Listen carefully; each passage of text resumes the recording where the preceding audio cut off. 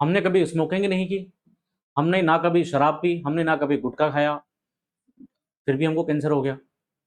ऐसा तुमने बहुत सारे लोगों के मुंह से सुना होगा या ऐसे एग्जांपल्स आपके पास होंगे। इसको समझेंगे by the process of biomagnification. और इसी तरीके का क्वेश्चन गेट 2025 में पूछा गया है एनवायरमेंटल साइंस में। ठीक है, तो इसमें दो चीजों का जिक्र है इस क्वेश्चन में, एक है बायोमैग्निफिकेशन, एक है बायो एक्यूमुलेशन। इन दोनों को समझते हैं पहले, उसके बाद में क्वेश्चन पे आएंगे, उसके बाद में अपन क्वेश्चन पे आएंगे। सी, एक वर्ड बायोमैग्निफिकेशन है, एक वर्ड बायोमैग्निफिकेशन है, एंड दूसरा वर्ड है बायो एक्यूमुलेशन, दूसरा वर्ड है बायो एक्यूमुलेशन। बायो एक्यूमुलेशन, पहले तो आपको यह जानना होगा कि बायो एक्यूमुलेशन जो होता है वो होता है विद इन अ बॉडी। तो बायो एक्यूमुलेशन की बात विद इन अ बॉडी है और bio magnification through out the food web की बात होती है। देखते हैं, मान लो कोई भी एक आदमी है जो टोबैको कंज्यूम करता है, तंबाकू कंज्यूम करता है। अब तंबाकू के जो हार्मफुल इंग्रेडिएंट हैं उसकी बॉडी में पहले दिन उन इंग्रेडिएंट्स का कॉन्सेंट्रेशन बहुत कम होगा। जैसे मान लो कोई भी एक XYZ कंपोनेंट होगा, तो उसका कंसेंट्रेशन 0.001 मिलीग्राम उसकी बॉडी में पहुंचा पहले दिन। लेकिन ये आदमी लगातार तंबाकू कंज्यूम करता जा रहा है, तो 1 महीने के बाद, 2 महीने के बाद, 6 महीने के बाद मान लीजिए कॉन्सेंट्रेशन हो गया 0.01 मिलीग्राम पर लीटर या 0.01 मिलीग्राम। इसके बाद में और कंज्यूम करता गया और टाइम बीतता गया तो concentration goes on increasing. Ultimately मान लीजिए वो 10 मिलीग्राम पे पहुंच गया। और फिर ये मान लीजिए कोई भी कैंसर कॉज कर सकता है, कोई भी चीज कॉज कर सकता है। ये इस तरीके से एक्यूमुलेशन हुआ, ये होता है बायो एक्यूमुलेशन। जब हम लगातार किसी चीज को कंज्यूम करते हैं, अब ये कोई हैवी मेटल हो सकता है, ये कोई पेस्टिसाइड हो सकता है, ये कोई फार्मास्यूटिकल प्रोडक्ट हो सकता है। तो बायो एक्यूमुलेशन में हम इन तीन चीजों की बात करते हैं कि कोई भी living organism due to the continuous consumption of heavy metal, pharmaceutical product और एनी पेस्टिसाइड, इनका कंज्यूम करेगा और इनका कॉन्सेंट्रेशन जब इंक्रीज होता है विद इन अ बॉडी, उसको बोलते हैं बायो एक्यूमुलेशन। अब बायो मैग्निफिकेशन में क्या हुआ, बायो मैग्निफिकेशन में जो कंज्यूमर है, उस कंज्यूमर ने उस पर्टिकुलर चीज को डायरेक्ट कंज्यूम नहीं किया, लेकिन फिर भी वो इसकी बॉडी में ज्यादा इंक्रीमेंट हो गया कॉन्सेंट्रेशन। कैसे हुआ होगा, जैसे मान लो एक एग्जांपल लेते हैं, माइक्रोप्लास्टिक एक एग्जांपल ले लेते हैं, एक एग्जांपल ले लेते हैं माइक्रोप्लास्टिक का। आपने क्या किया, जो वेस्ट है, सीवेज का वेस्ट है, या जो भी आपने जो वेस्ट प्रोड्यूस करता है, जो ह्यूमन सोसाइटी वेस्ट प्रोड्यूस करती है, उसको लेट सपोज कि ओशियन में डाल दिया, उसको लेट सपोज कि ओशियन में डाल दिया। अब जो आपके पास वेस्ट है, जो आपने वेस्ट प्रोड्यूस किया, जो आपके पास में वेस्ट का जनरेशन था, उसमें बहुत सारे माइक्रोप्लास्टिक थे, दुनिया भर के माइक्रोप्लास्टिक उसमें थे। तो इन माइक्रोप्लास्टिक्स को क्या हुआ, उस ओशियन में जो छोटी मछलियां थी, उस ओशियन में जो छोटी मछलियां थी, उन्होंने कंज्यूम किया। तो मान लीजिए एक छोटी मछली के शरीर में, एक छोटी मछली की बॉडी में जो माइक्रोप्लास्टिक है, उसका कॉन्सेंट्रेशन 0.1 मिलीग्राम है। अब छोटी मछली को कौन कंज्यूम करेगा, बड़ी वाली मछली कंज्यूम करेगी। तो मान लीजिए एक बड़ी फिश ने क्या किया, छोटी मछली को कंज्यूम किया, और इस बड़ी वाली मछली ने ऐसी छोटी वाली 10 मछलियों को कंज्यूम किया। तो एक के बॉडी में जब 0.1 मिलीग्राम है, तो इसने जब 10 कंज्यूम किए, 10 फिश कंज्यूम किए, तो इसके बॉडी में कितना चला गया, 1 मिलीग्राम पर लीटर। फिर इससे बड़ी वाली मछली आई, उसने 10 ऐसी मछलियां खा ली, तो बड़ी वाली मछली के शरीर में कितना माइक्रोप्लास्टिक पहुंच गया, 10 मिलीग्राम। और बाद में मान लो एक आदमी आया, उस एक आदमी ने जो 10 बड़ी वाली मछलियां खा ली या 5 बड़ी वाली मछलियां खा ली, मान लो उस आदमी ने 5 बड़ी मछलियां खा ली, ठीक है।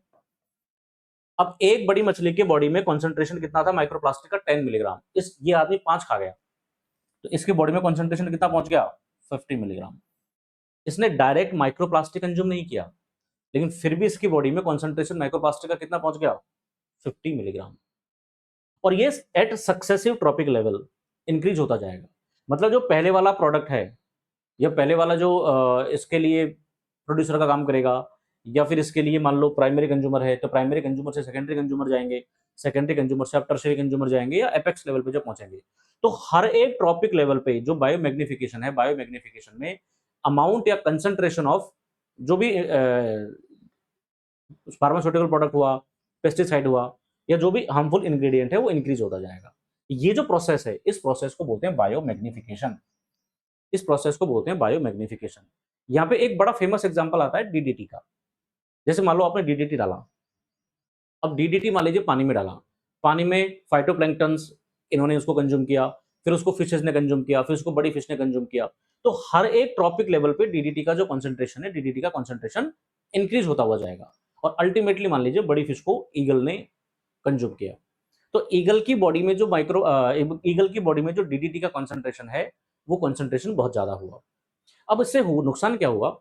इससे नुकसान ये हुआ कि जो ईगल है, ईगल के अंडे की जो परत होती है, जो छिलका होता है, वो पतला हो गया, और उसकी वजह से अंडा मैच्योर होने से पहले टूट गया। अब अंडा जब मैच्योर होने से पहले टूट जाएगा तो नया ईगल कहाँ से पैदा होगा?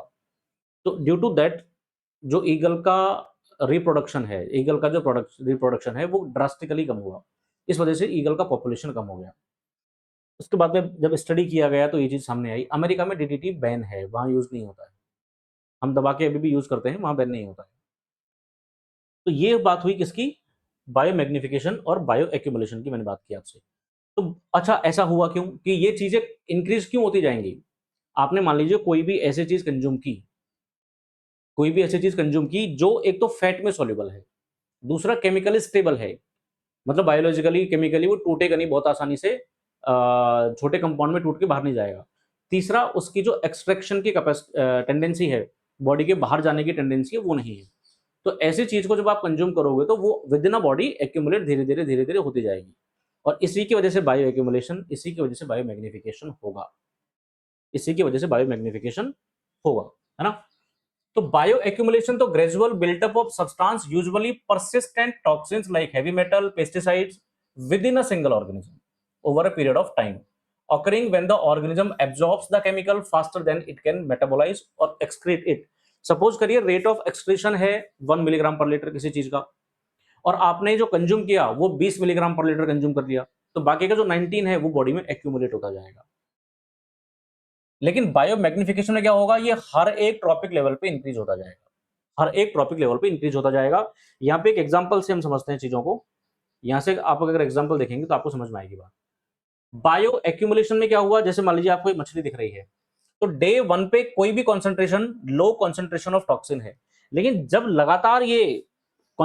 ये लगातार कांटेक्ट में रहेगा, या ये जो फिश है लगातार इस पानी को कंज्यूम करता रहेगा, तो धीरे धीरे डे 30, डे 60, डे 90 में जो टॉक्सिन का लेवल है, वो टॉक्सिन का कॉन्सेंट्रेशन इंक्रीज होता जाएगा। तो ये सब कुछ एक मछली के साथ हो रहा है कि पहले दिन उसमें कॉन्सेंट्रेशन कितना था, 30 दिन कितना था, 60 दिन कितना था, 90 डेज में कितना हुआ, लेकिन ये एक्यूमुलेशन हुआ। लेकिन जब तुम फूड वेब की बात करेंगे, जब हम इस बात को फूड वेब में मेजर करते हैं, तो उसको बोल देते हैं बायोमैग्निफिकेशन। जैसे सबसे पहले मान लीजिए वाटर में कोई भी एक डीडीटी का कॉन्सेंट्रेशन है 0.0001 ppm है, लेकिन अब पानी को कंज्यूम किया मान लीजिए फाइटोप्लैंक्टन ने, तो फाइटोप्लैंक्टन में जो कंजम्पशन है वो मान लीजिए 0.001 हुआ। फिर जू प्लैंक्टन, तो जू प्लैंक्टन ने बहुत सारे फाइटोप्लैंक्टन खाए, तो यहाँ इनकी बॉडी में कॉन्सेंट्रेशन 0.1 ppm हो गया। फिर स्मॉल फिश ने बहुत सारे जू प्लैंक्टन खा लिए, तो यहाँ कॉन्सेंट्रेशन 0.1 ppm हो गया। फिर बड़ी वाली फिश ने बहुत सारी छोटी मछलियां खा ली, तो बड़ी वाली फिश की बॉडी में कॉन्सेंट्रेशन 1 ppm हो गया। और ईगल ने बहुत सारे फिश खा लिए बड़े, तो उसकी बॉडी में कंसंट्रेशन 10 ppm का हो गया। तो ये इस तरह से हर एक ट्रॉपिक लेवल पे इंक्रीज होता जाएगा कंसंट्रेशन, और जो टॉप लेवल पे पहुंचेगा वहां से, तो टॉप जो toxin concentration increases 10,000 to 1 lakh times from the lowest to the highest trophic level. Lowest trophic level से हाईएस्ट ट्रॉपिक लेवल पे 1 लाख टाइम्स तक का फर्क हो सकता है।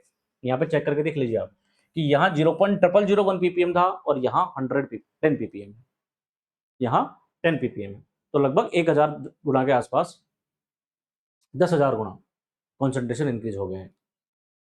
तो ऐसे बिना डायरेक्ट, अब इस आदमी ने, इस ईगल ने डायरेक्टली डीडीटी को कंज्यूम नहीं किया, लेकिन इसने उन चीजों को कंज्यूम किया जिनकी बॉडी में डीडीटी है। इसी तरीके से जब हम बहुत सारी ऐसी चीजें कंज्यूम कर लेते हैं जो आपने डायरेक्ट कंज्यूम नहीं की, लेकिन आपने जिसको कंज्यूम किया उसकी बॉडी में वो है, जो मैंने आपको माइक्रोप्लास्टिक एग्जांपल दिया था, इस तरह से बहुत सारी डिजीजेस होती हैं। और अल्टीमेटली जैसे मान लीजिए ह्यूमन एक टॉप प्रेडेटर है, तो ह्यूमन की बॉडी में भी बहुत सारे फूड वेब्स के थ्रू आते हुए इस तरीके के कंसेंट्रेशन ऑफ टॉक्सिन्स इंक्रीज होते हैं, जो फिर उसकी बहुत सारी प्रॉब्लम्स क्रिएट कर सकते हैं। ये प्रोसेस होता है बायोमैग्निफिकेशन। अब हम आते हैं क्वेश्चन पे। क्वेश्चन कह रहा है विच ऑफ द ऑप्शंस मतलब ये एमएसक्यू टाइप का क्वेश्चन है, दिस इज नॉट एमसीक्यू, ये क्वेश्चन है एमएसक्यू। तो bioaccumulation is the process by which a living organism keeps on accumulating pollutant in its body due to continuous exposure, whereas biomagnification is the process by which higher order organisms accumulate more pollutant than the lower organism in food chain. Yes, ये बात अभी मैंने explain कर दी है आपको। दूसरा point, biomagnification is the process by which living organism keeps on accumulating pollutant in its body. No, biomagnification में biomagnification is not about one body, एक बॉडी में इंक्रीज होना बायो एक्यूमुलेशन है, तो ये बात गलत हो गई। Bioaccumulation and biomagnification are possible with heavy metals but not with pesticide and pharmaceutical compound, ये बात भी गलत है। इसमें हेवी मेटल भी हो सकता है, पेस्टिसाइड भी हो सकते हैं। डीडीटी तो पेस्टिसाइड का एग्जांपल है, DDT is the example of pesticides. And bioaccumulation and biomagnification are possible with heavy metals, pesticide and pharmaceutical product, ये भी सही है। तो आंसर हो जाएगा इसका ए एंड डी, इसका answer is A and D. I hope आपको बायोमैग्निफिकेशन क्या है, बायो एक्यूमुलेशन क्या है, और वो जवाब जो मैंने आपसे शुरू में पूछा था वो जवाब आपको मिल गए होंगे। अगर इसी तरीके की और आपको इन्फॉर्मेटिव वीडियोस चाहिए तो आप कमेंट बॉक्स में बता सकते हैं। और इसी के साथ हमने प्रीवियस ईयर का जो क्वेश्चन था 2025 का वो भी कर लिया है। आज के लिए इतना ही। Thank you so much, have a good day.